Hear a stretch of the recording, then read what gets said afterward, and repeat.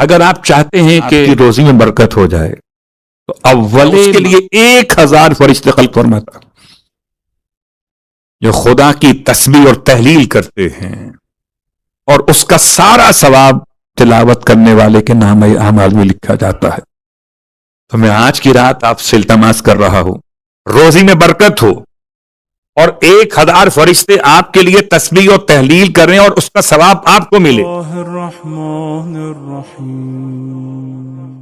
جیسے ہی میں اور آپ قبر میں جائیں گے، مجھ سے خدا نہیں پوچھے گا آدم کا الف دال میم پر اعراب کیا تھے، آدم ملک کون ہے، آدم ملکوت کون ہے، آدم عالم کون، آدم عالمیان کون ہیں، خدا مجھ سے نہیں پوچھے گا۔ آدم کو آدم کیوں کہا جاتا ہے، خدا مجھ سے نہیں پوچھے گا، پوچھے گا۔ کیا خیال ہے آپ؟ حضرت آدم نے کتنے حج کیے، خدا پوچھے گا۔ حضرت آدم کے کتنے بیٹے بیٹیاں تھے، خدا پوچھے گا؟ نہیں پوچھے گا۔ تو تاریخ انبیاء ایک ہسٹری کے اعتبار سے آپ کی میری معلومات میں اضافہ تو کرے گا، لیکن قیامت میں اور قیامت سے پہلے قبر میں سوالوں کے جواب کے لیے یہ تاریخ کا عنوان کم نہیں آنے والا۔ اس لیے ہم نے تاریخ کو تعمیر سے جوڑ دیا کہ سنیں تاریخ انبیاء اور بنائیں تعمیر کردار۔ صلوات پڑھیں محمد و آل محمد۔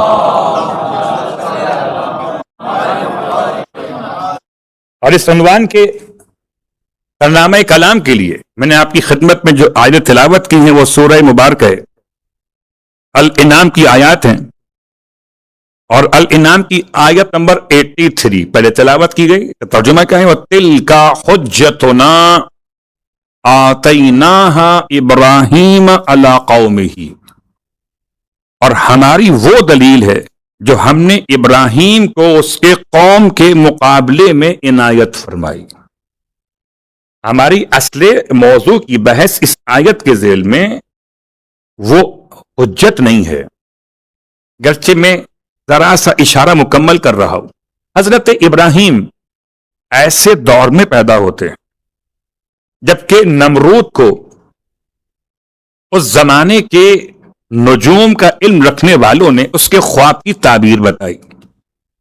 جب اس نے یہ خواب دیکھا کہ اچانک ایک ایسا نیا ستارہ طلوع ہو رہا ہے جو سورج اور چاند سے بھی زیادہ روشن ہے، تو چونکہ اس زمانہ ایسا تھا کہ ستاروں، سورج اور چاند کے حوالے سے فلکیات کے چیپٹر میں لوگ 5000 خداؤں کو مانتے تھے۔ چاند والے خدا کو ننار کہتے تھے، سورج والے خدا کو شاہ کہتے تھے۔ اس اعتبار سے باقی اور ستاروں کے نام پر خداؤں کے نام تھے۔ بہت غور کیجئے گا، کچھ مسئلے پرانے ہیں، کچھ آج کے مسئلے اس سے اپنے آپ جڑ جاتے ہیں۔ فلکیات کی بہت سی بحث، کون کہاں تک پہنچے گا، تو وہ خدا مانتے تھے ان تمام کو۔ جب اس نے خواب میں کسی ایسے چمکتے ہوئے ستارے کو دیکھا جو چاند سے بھی زیادہ روشن ہے، سورج سے بھی زیادہ روشن ہے، وہ بڑا پریشان ہوا۔ اس نے خواب کی تعبیر معلوم کی۔ 400 کرسیاں اس کے یہاں رکھی ہوتی تھی۔ بابل کا علاقہ ہے، اس زمانے کا کوفہ بھی کہلاتا تھا۔ تو 400 کرسیوں پہ بیٹھے ہوئے صاحبان علم نے اسے خبر دی کہ ضرور کوئی ایسا انسان پیدا ہونے والا ہے جو تیرے اس نظام سلطنت کو تباہ و برباد کر دے گا۔ اللہ اکبر، کوئی ایسا پیدا ہونے والا ہے۔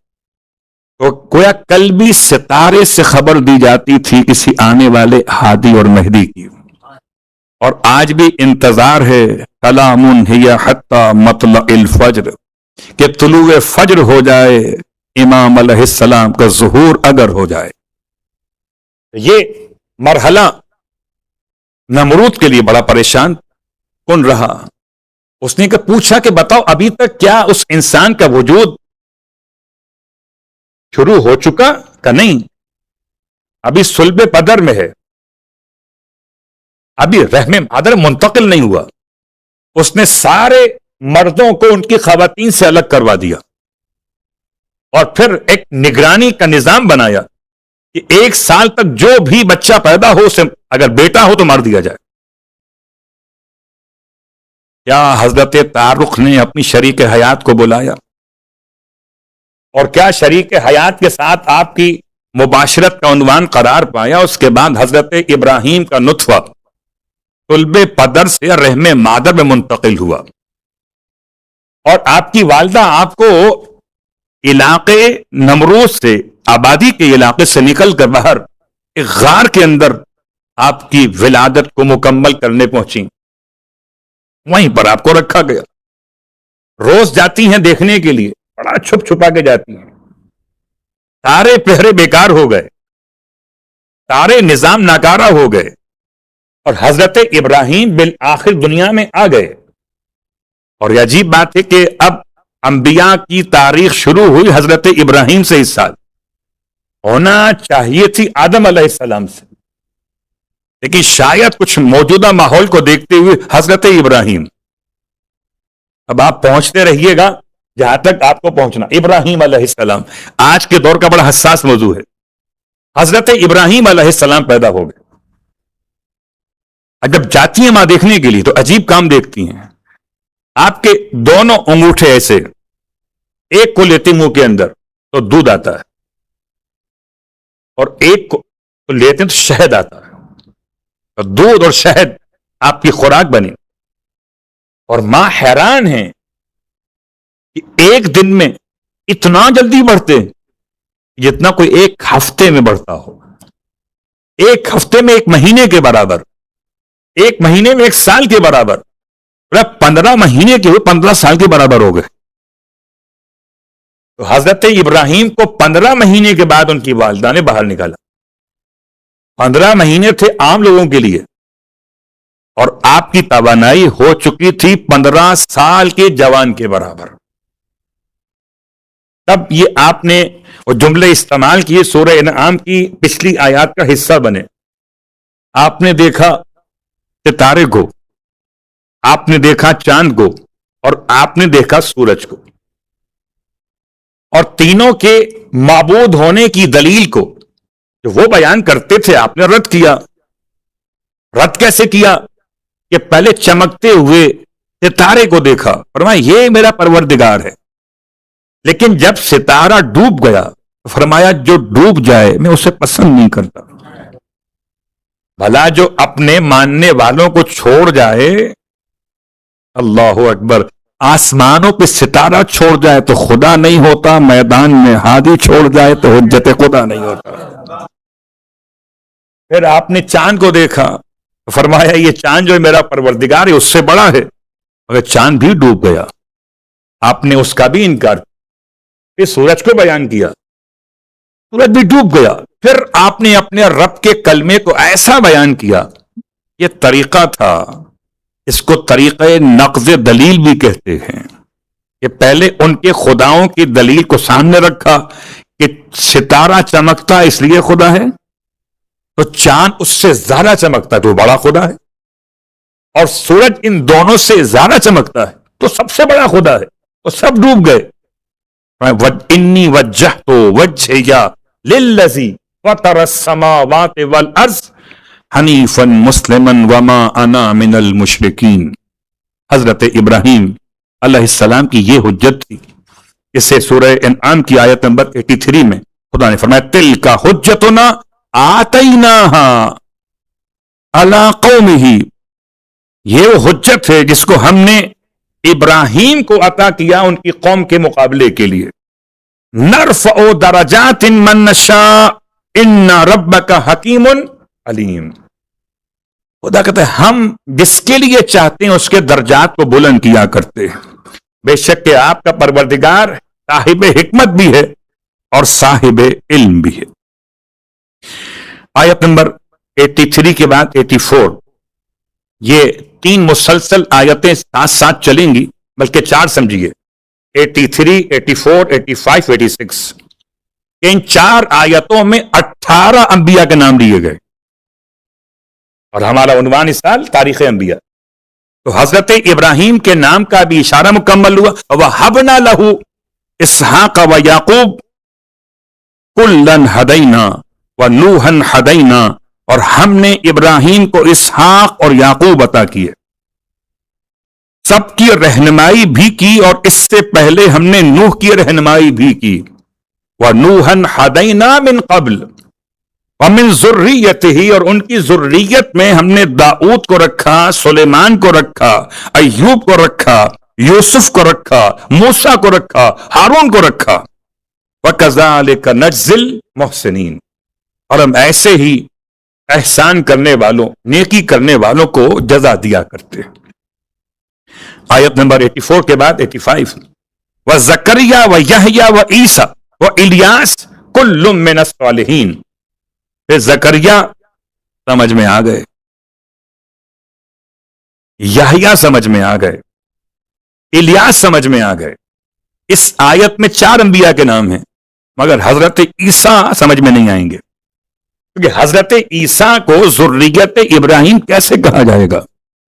حضرت عیسیٰ تو بغیر باپ کے پیدا ہوئے تھے. اگر ذریت باپ سے چلتی ہے تو عیسیٰ ابراہیم کی ذریت میں نہیں آ سکتے، اور اگر ذریت ماں سے بھی چل سکتی ہے تو پھر آیت بتا رہی ہے جیسے عیسیٰ ماں کی طرف سے ذریت ابراہیم ہو سکتے ہیں، ایسے حسن و حسین علیہم الصلاۃ والسلام ماں کے ذریعے سے ذریت محمد مصطفیٰ صلی اللہ علیہ وسلم ہو سکتے ہیں.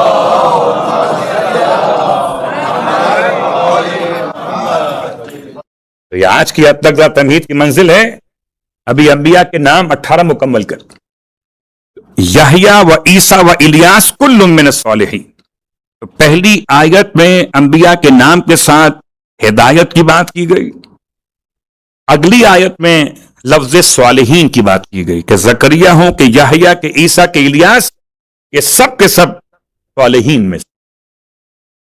آیت نمبر 86، و اسماعیل والیسع ویونس ولوطا. اسماعیل، یسع، یونس اور لوط، وَكُلًّا فَضَّلْنَا عَلَى الْعَالَمِينَ، اور ان سب کے سب کو ہم نے عالمین پہ فضیلت. تو 3 منصب ہوئے انبیاء کے، ایک ہدایت، ایک عمل صالح کو انجام دینے والے صالحین، اور ایک عالمین میں سب سے افضل مقام پر قرار دیے جانے والے انبیاء. یہ سورہ انعام کی ان 4 آیتوں میں خدا نے 18 انبیاء کے نام لیے. اب اگلا مرحلہ کہ پورے قرآن مجید میں کل کتنے انبیاء کا تذکرہ ہے.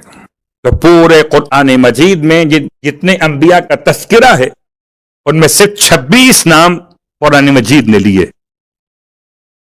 ہو سکتا ہے کہیں پر یہ 27 شمار کیے جائیں اور کہیں 25 شمار کیے جائیں. کیا مطلب؟ اگر الیسع کو الگ سے کوئی نبی مانا جائے تو الگ نام ہے، ذوالکفل کو کسی کا لقب کہا جائے تو الگ نام نہ ہو. اس اعتبار سے یہ 26 انبیاء کے نام ہیں، ان میں 18 ایک ہی سورہ کے اندر. اور عجیب بات ہے، سورہ انعام میں 18 انبیاء کے نام، جبکہ سورہ انبیاء خود قرآن مجید کے اندر موجود. وہاں تلاش کریں تو آپ کو انبیاء کے نام ایک ساتھ اتنے سارے نہیں ملتے. اب آئیے تلاش کرتے ہیں انبیاء کے اس معاملے میں حضرت ابراہیم سے سلسلے کو آگے بڑھاتے ہوئے کہ حضرت ابراہیم سے پہلے حضرت آدم کا تذکرہ انشاءاللہ آہستہ آہستہ آئے گا، مگر اس سے پہلے حضرت ابراہیم. چل بات پڑھ لیں محمد وعلى محمد.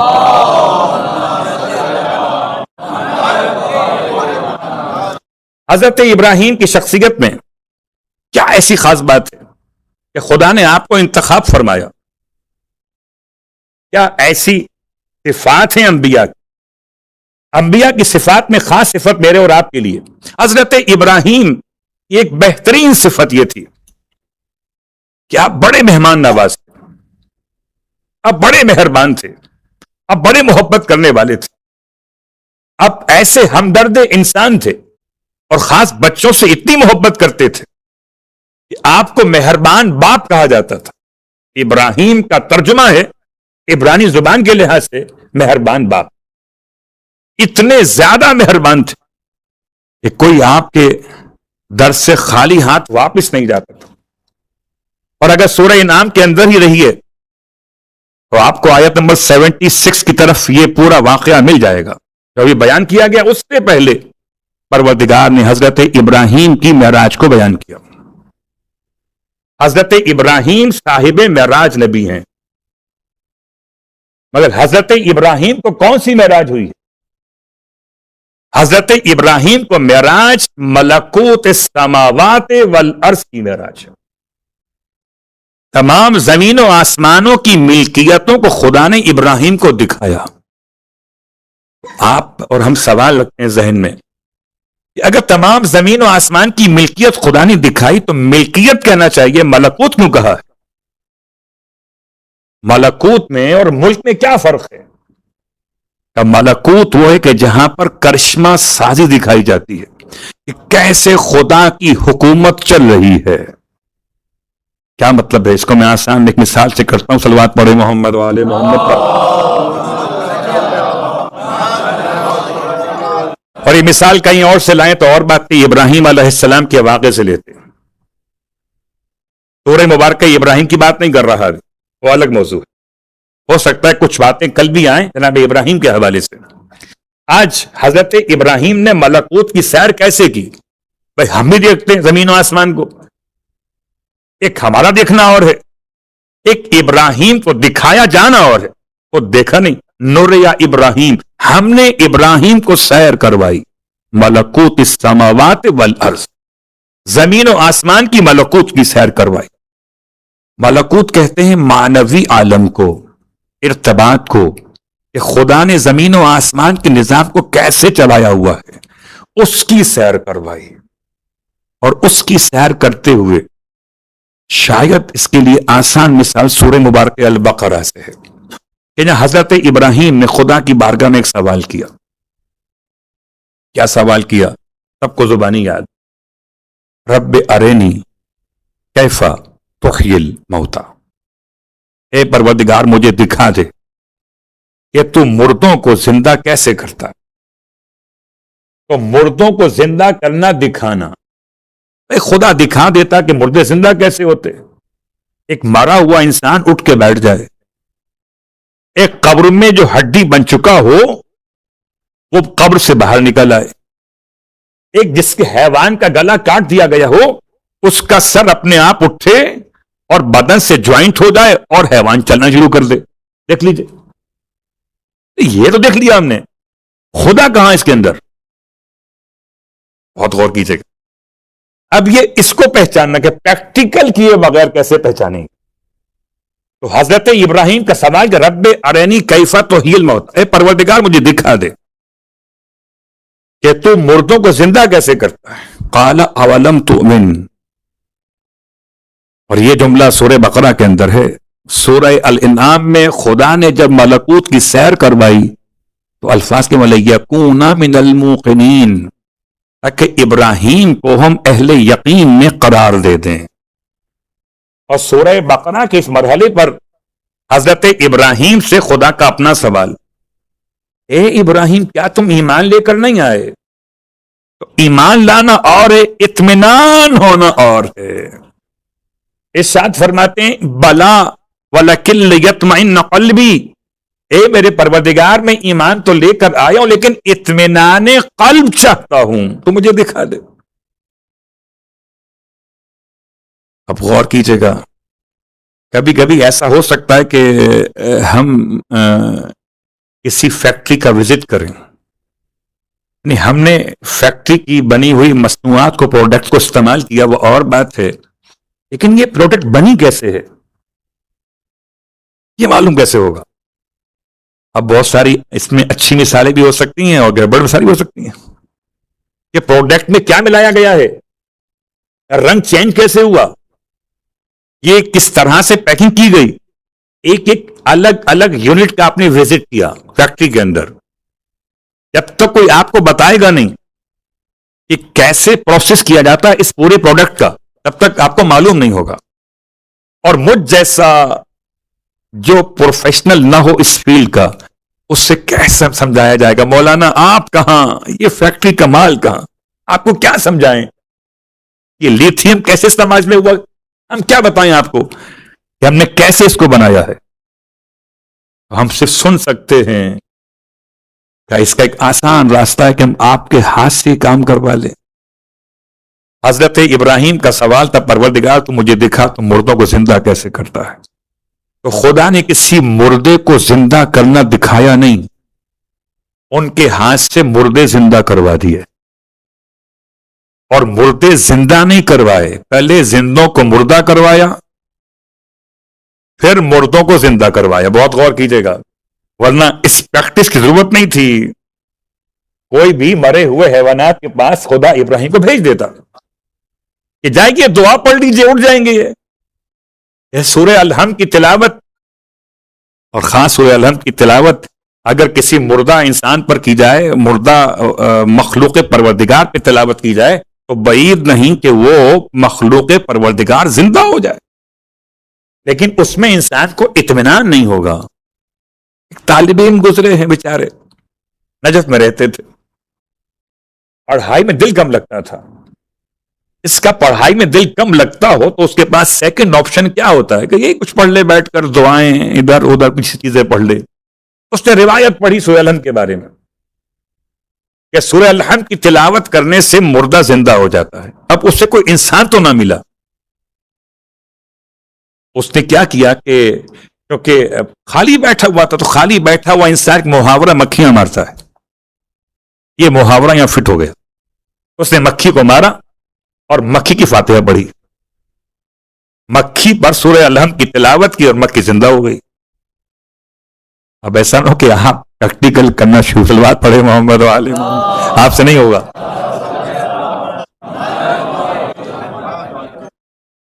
پریکٹیکل کیا نا اس نے، جب پہلی بار کامیاب ہو گیا، لیکن ڈاؤٹ فل رہا کہ پتہ نہیں مکھی مری بھی تھی، کیونکہ اب اتنا ایڈوانس تو نہیں تھا وہ دور کہ مکھی کی موت کنفرم کی جائے پہلے،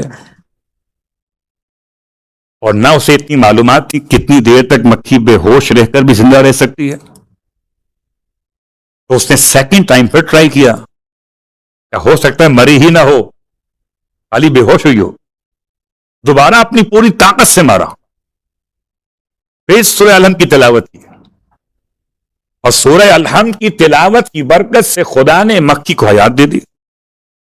تو یہ پریکٹیکل تو ہو گیا مگر اطمینان نہیں ہوا۔ اب یہ سورہ الحمد پڑھ کر کسی مردے کو زندہ کرے گا یا نہیں کرے گا؟ حضرت ابراہیم کا انداز مختلف ہے، اور یہ عجیب بات ہے کہ آپ نے 4 پرندوں کو اذن پروردگار سے بلایا، اور چاروں پرندوں کو ذبح کر کے ان کے سر کو ان کے جسم سے الگ کیا، اور صرف جسم سے الگ نہیں کیا ان کے سر کو، بلکہ ان کے سارے بدن کے آپس میں تمام تر اعضاء کو آپس میں بالکل شکل قیمہ میں مکس کر دیا، ملا دیا، مخلوط کر دیا۔ اب ایسا ہو گیا کہ اب کوئی کہیں گے 4 میں سے اس کا گوشت الگ کریں، ممکن نہیں ہے۔ اور یہ واقعاً آج بھی اتنا آسان نہیں ہے، خود کسی ایک حیوان کے گوشت کے بعض حصے کسی بعض حصے سے مختلف ہوں تو ان کو الگ الگ کرنا ممکن نہیں ہوتا۔ اگر قیمہ بنا ہوا ہو، آپ سے کہے کہ آپ بتائیں اس میں کون سا حصہ فلاں مقام کا ہے، کون سا فلاں مقام کا ہے، بتا نہیں سکتے آپ، اگرچہ آپ نے اپنے ہاتھ سے کیوں نہ ملایا ہو، آپ بتا نہیں سکتے۔ حضرت ابراہیم نے چاروں پرندوں کے گوشت کو آپس میں مخلوط کیا، اور مخلوط کرنے کے بعد حکم خدا سے عجیب کام کیا کہ ان چاروں پرندوں کے مخلوط شدہ گوشت یا قیمے کو 10 پہاڑوں کی بلندیوں میں رکھ دیا۔ یہ سب باتیں نارمل نہیں ہیں۔ دیکھیے، اگر کوئی پزل گیم ہو اور اس کو ایک دفعہ بنا کے دکھا دیں آپ کسی بچے کو، اب اس سے کہیں کہ اس کو اب الگ الگ کرو، اس کے سارے پارٹس ہیں وہ الگ الگ بکھیر دیں، اب بچہ تلاش کرتا 2 یہاں چھپا دیے، 4 وہاں چھپا دیے، 3 یہاں چھپا دیے، اب وہ تلاش کر رہا ہے کہ تاکہ پکچر مکمل کر سکے اس گیم کی۔ حضرت ابراہیم نے پروردگار کی طاقت کو سمجھنے کے لیے یہ سارے کے سارے کام انجام دیے، پھر خدا نے آپ کو حکم دیا اب آپ ان چاروں کے سروں کو لے کر اپنے ہاتھ میں رکھ لیجئے، اور ہر ایک کو الگ الگ آواز دیجیے. حضرت ابراہیم نے چاروں کا نام لے کر الگ الگ آواز دی. اب ہو سکتا ہے نام میں اختلاف ہو کر 4 پرندے تھے، کوا ہے، کبوتر ہے، مرغ ہے اور مور ہے، ہو سکتا ہے اختلاف بھی ہو. اور اب وہ جیسے ہی آپ نے آواز دی، مثلا مرغ کو آواز دی، تو جو حصے مرغ کے تھے پورے 10 پہاڑوں پر سے حضرت ابراہیم کی آواز پر اب ملکوت السماوات والارض، غیب السماوات والارض، خدا کے اختیار کو اپنے ہاتھ میں لے کے دیکھا کہ خدا زندہ کیسے کرتا. اللہ اکبر. اور عجیب بات ہے، یہ قرآن کی ایسی آیات پڑھنے کے بعد بھی خدا کے ماننے والے خدا کے انبیاء کے معجزات سمجھ نہیں پاتے. اور جب کبھی کسی زندہ کرنے کی بات آئے تو فوراً یہ شرک کی جانب لے جاتے ہیں. حضرت ابراہیم تو خدا نہیں ہے. حضرت ابراہیم تو اپنے ہاتھ میں کٹے ہوئے پرندوں کے سر لے کر آواز دے رہے، اور ذات پروردگار اس سارے اجزاء کو وہاں تک پہنچا رہی ہے، اور اتنی طاقت کے ساتھ کہ آپ نے چاہا کہ سر مرغ کا ہو. اللہ اکبر. اب پہچان لیجئے کہ مور کے سر کے ساتھ میچ نہیں کرے گا. تو جیسا جسم ہے ویسا سر چاہیے، جیسا امام ہے ویسا غلام چاہیے. میچ نہیں کر رہا. آپ نے بڑی کوشش کی کہ اس کا سر ہو، اس کے ذرات ہو، نہیں آ سکتے. اور جب یہ چاروں پرندے آپ نے زندہ کر دیے تو اب حالت اطمینان پر پہنچے. اللہ اکبر. حضرت ابراہیم کی شخصیت اور خداوند عالم نے آپ کو ملکوت کی سیر کروائی. ایک مثال ہم نے آپ کی خدمت میں بیان کی، اور ملکوت کا لفظ ذرا پڑھنا آسان ہو گیا. اب جو ملکوت سماوات والارض کی سیر کروائے اپنے خلیل کو، وہ خدا سمجھ میں آ جائے، اور جو اپنے حبیب کو بلائے تو حبیب کا جانا سمجھ میں نہ آئے. عجیب بات ہے.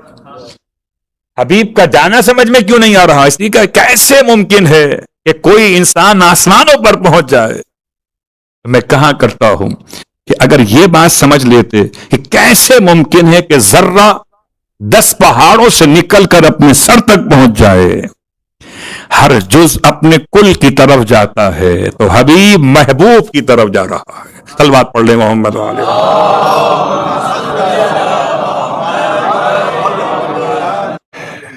عزیزان گرامی قدر، حضرت ابراہیم کے حوالے سے یہاں بات کو لا کر روکتے ہوئے، کیونکہ ہماری گفتگو تاریخ انبیاء کے ساتھ ساتھ تعمیر کردار پر بھی ہے، اور تعمیر کردار کے لحاظ سے گرچہ بہت سارے الفاظ ہیں لفظ گناہ کے باب میں، لیکن آج اس گناہ کا تعارف کرانا چاہتے ہیں. پہلی بات تو یہ کہ گناہ کبیرہ ہیں کتنے کل، روایات مختلف ہیں. کسی نے 7 لکھے معصوم کی روایت، امام صادق علیہ السلام کی روایت کے اعتبار سے، اور آپ ہی کی ایک اور روایت میں کتنے گناہ کبیرہ کا 11 گناہ کبیرہ. 7ویں امام کی روایت میں 31 گناہ کبیرہ. 8ویں امام کی ایک اور روایت میں 6 گناہ کبیرہ. تو 6 ہوں کے 7، 11 ہوں کے 31 گناہان کبیرہ. اپنی شخصیت کی تعمیر کے لیے اس ماہ مبارک سیام میں آج کی رات، یہ ایسی عظیم رات، امام رضا علیہ السلام کی روایت پر آگے بڑھتے ہوئے سب سے اہم ترین مسئلہ کہ خالی ایمان لانا کافی نہیں ہے، بلکہ اپنے ایمان کو ظلم سے بچانا بھی لازم ہے. انسان کے لیے یہ بڑا آسان ہے کہ انسان گناہ کرنے کے بعد توبہ کی طرف جائے، اس سے زیادہ آسان ہے گناہ چھوڑ دے. اس لیے یہ کس نے کہہ دیا کہ توبہ قبولی ہو جائے گی؟ تو توبہ کی امید پر گناہ کا انجام دینا یہ شیطان کی مخصوص کارروائی ہے. لیکن اس سے پہلے شیطان مجھے بتاتا ہے یہ چھوٹا گناہ ہے کہ بڑا گناہ؟ امام فرما گئے کہ نہ کوئی چھوٹا گناہ نہ کوئی بڑا گناہ. اللہ اکبر. جملہ کیا استعمال کیا میں نے کہ امام یہ فرما گئے یہ دیکھو جس پروردگار کی مخالفت کر رہے ہو وہ پروردگار کتنا بڑا ہے. اور چونکہ گناہوں کی اس فہرست میں سب سے پہلا گناہ جو روایت میں گناہ کبیرہ کے لحاظ سے بیان ہوا، گناہ کبیرہ کا مطلب وہ گناہ جس کی بنیاد پر جہنم واجب ہو جائے اسے گناہ کبیرہ کہتے ہیں. اور سب سے بڑا گناہ شرک ہے، خدا کے ساتھ کسی کو شریک قرار دینا.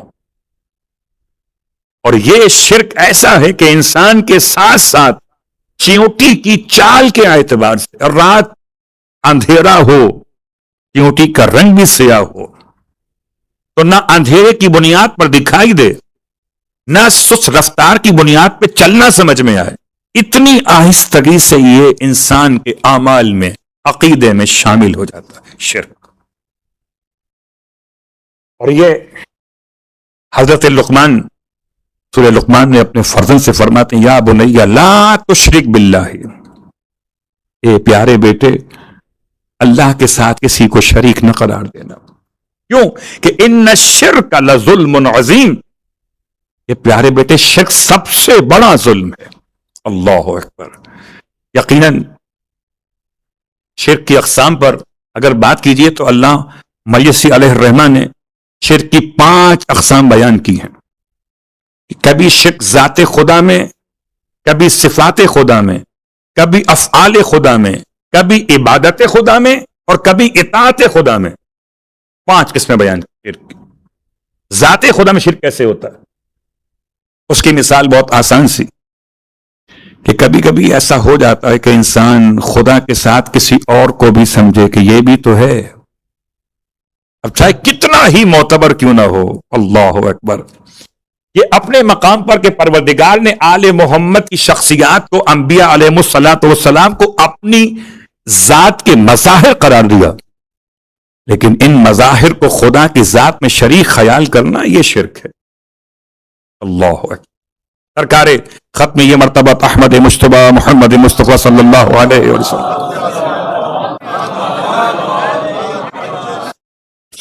اللہ کے رسول کی ساری محنت ایک جملے پر تھی. جتنے پتھر کھائے، جتنی مخالفتیں برداشت کی، ایک جملے پر تھی. اگر یہ جملہ آپ اوائڈ کر دیتے تو نہ پتھر کھانے پڑتے نہ مکہ چھوڑنا پڑتا، بلکہ بہت اچھے انداز سے آپ مکے میں بادشاہ مملکت بن جاتے. اور اگر چاہتے تو آپ کے گھر میں حسین اور جمیل خواتین نکاح کے لیے آمادہ کی جاتی ہیں. آپ جتنی دولت چاہتے آپ کو مل جاتی ہے. جب بھی انسان اس منزل کو یاد کرے تو اللہ کے رسول کی سب سے مشکل منزل کیا تھی؟ یہ شرک کے خلاف جہاد کرنا. مکے کے کافروں کا مسئلہ کیا تھا؟ 360 خداؤں کو ماننا. پیغمبر کی دعوت کیا تھی؟ قولوا لا الہ الا اللہ تفلحوا. انکار کر دو سارے خداؤں کا تم کامیاب ہو جاؤ گے سوائے اللہ کی ذات کے. پتھر بھی کھائے اور پتھر کھانے کے ساتھ ساتھ سرکار نے مکہ چھوڑنا قبول کیا، اپنا گھر بار سب کچھ چھوڑا ایک کلمے کے لیے. کلمے توحید. تو شرک ذات کے اعتبار سے کیسے ہوتا ہے؟ جب کوئی انسان خدا کے ساتھ ذات میں کسی کو شریک سمجھے. اور ماہ مبارک رمضان اور خاص طور سے سرکار مولا کائنات علی ابن ابی طالب علیہ السلام کی شخص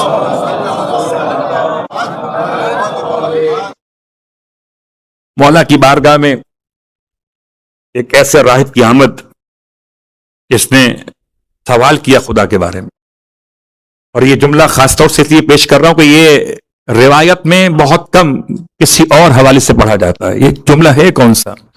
یہ جملہ وہ ہے جو سرکاری سید الشہداء نے حر ابن یزید الریاحی کے راستہ روکنے کے جواب میں ارشاد فرمایا تھا. کون سا جملہ؟ سکلت کی امک. یہ جملہ اللہ کے رسول نے استعمال کیا، یہ جملہ مولا کائنات نے استعمال کیا. اور تینوں کا محل استعمال، چوتھا استعمال اور ہے، وہ استعمال جناب زینب کبریٰ صلوات اللہ علیہ کا، 4 استعمالات اس جملے کے۔ ترجمہ کیا ہے کہ تیری ماں تیرے ماتم میں بیٹھ، یہ جملہ جب اللہ کے رسول نے استعمال کیا تو ایک گناہ کو یاد دلایا۔ سعد بن معاذ سرکار کی خدمت میں ہیں اور اللہ کے حبیب ارشاد فرماتے ہیں کہ جہنم میں جانے والوں کی اکثریت زبان کی وجہ سے جہنم میں جائے گی۔ تو یہ حضرت سعد بن معاذ سمجھ نہیں سکے، یا رسول اللہ تو کیا ہم جو مذاق میں بغیر سمجھے ہوئے کوئی بات کہتے ہیں کیا زبان کی بنیاد پر ہی پکڑے جائیں گے؟ اللہ کے رسول نے سعد کے منہ پر اپنا دست مبارک رکھ کے فرمایا تو کیا زبان کے علاوہ کوئی اور بھی اعضاء بدن ہو سکتا ہے؟ تیری ماں تیرے ماتم میں بیٹھے، تکلت کو امک، یہ عربی کا محاورہ۔ تو زبان سے شرک نہ ہو، اپنے آپ کو بچا لینا، زبان کا استعمال۔ اور اللہ کے رسول نے زبان کے استعمال پر بھی تاکید کی، سکلت کو امک یا سعد۔ اور یہ جملہ مولا کائنات کی زبان پر کب آیا؟ جبکہ ایک راہب نے متا کان ربک یا علی، یعنی بتائیے آپ کا رب کب سے ہے؟ فرمایا سکلت کو امک، تیری ماں تیرے ماتم میں بیٹھے۔ اور متا لم یکن حتی نقول متا کان، وہ کب نہیں تھا کہ اس کے لیے کہا جائے کب سے تھا، تو لفظ نہیں بھی نہیں تھا جب بھی خدا تھا، لفظ تھا بھی نہیں تھا تب بھی خدا تھا۔ تو یہ توحید کو سمجھانے کا ایک انداز سرکار ختمی مرتبت کا کہ زبان کو انسان اپنے شرک کے الفاظ سے محفوظ کرے، اور ایک انداز مولا کائنات کا۔ اور تیسرا جملہ سرکار سید الشہداء امام حسین علیہ الصلوۃ والسلام کا۔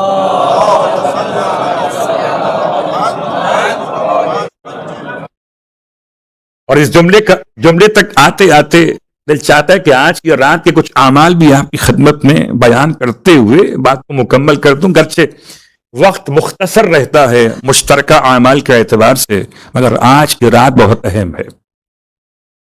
دعائے جوشن کبیر، دعائے جوشن کبیر۔ اگر آپ چاہتے ہیں کہ شب قدر میں آپ کی روزی میں برکت ہو جائے تو اول ماہ رمضان، اول شب ماہ رمضان دعائے جوشن کبیر کی تلاوت لازم کر دیں، بلکہ بعض علماء کے لحاظ سے شب قدر سے زیادہ افضل ہے شب اول ماہ رمضان میں دعائے جوشن کبیر کی تلاوت کر دیں۔ اور روایت کے لحاظ سے کہ جو شب اول ماہ رمضان میں کرے خدا اس کے لیے 1000 فرشتے خلق فرماتا، جو خدا کی تسبیح اور تحلیل کرتے ہیں، اور اس کا سارا ثواب تلاوت کرنے والے کے نام اعمال میں لکھا جاتا ہے۔ تو میں آج کی رات آپ سے التماس کر رہا ہوں، اپنے 45 منٹ دے دیجئے، آپ اپنے گھر پر جہاں آپ کی رہائش ہے وہاں انتظام کیجئے اور دعائے جوشن کبیر کی تلاوت کیجئے۔ اور دعائے جوشن کبیر کی پوری تلاوت سوائے توحید کے پیغام کے اور کیا ہے؟ سبحانک یا لا الہ الا انت الغوث الغوث خلصنا من النار یا رب، وہی جملہ لا الہ الا انت۔ بات واضح ہو رہی ہے؟ تو آج کی رات میں اگر آپ چاہتے ہیں کہ آپ کو شب قدر نصیب ہو، اگر آپ چاہتے ہیں ماہ رمضان کی ضمانت آپ کو مل جائے، روزی میں برکت ہو، اور 1000 فرشتے آپ کے لیے تسبیح اور تحلیل کریں اور اس کا ثواب آپ کو ملے، تو آج کی رات سودا مہنگا تو نہیں ہے؟ کیا خیال ہے؟ مہنگا ہے؟ ارے 40 منٹ تو ویسے ہی گاؤسپ میں نکل جاتے ہیں، کچھ نہیں تو آپ فیس بک کو اگر آپ ویسے ہی دیکھنا شروع کریں تو 40 منٹ تو کیا ہو سکتا ہے، گھنٹہ ہی نکل جائے۔ تو آج کی رات میں اس عمل کو اختیار کیجیے، اور اگر چاہتے ہیں کہ آپ کی آنکھوں میں کوئی تکلیف سال بھر نہ ہو تو آج کی رات میں 7 مرتبہ سورہ الحمد کی تلاوت کریں اور اپنی روشنی اور بینائی